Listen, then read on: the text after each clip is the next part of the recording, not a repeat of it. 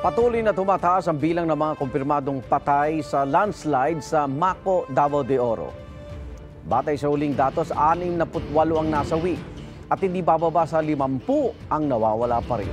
Dahil sa mahigit 1,000 pamilya naman ang nananatili sa mga evacuation center.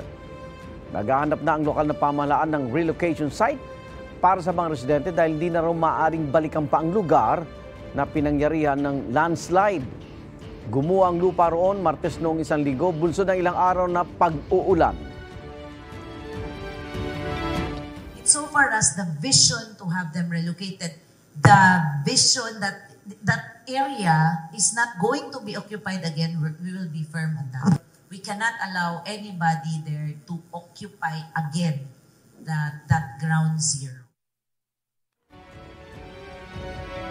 Igan, mauna ka sa mga balita. Mag-subscribe sa GMA Integrated News sa YouTube.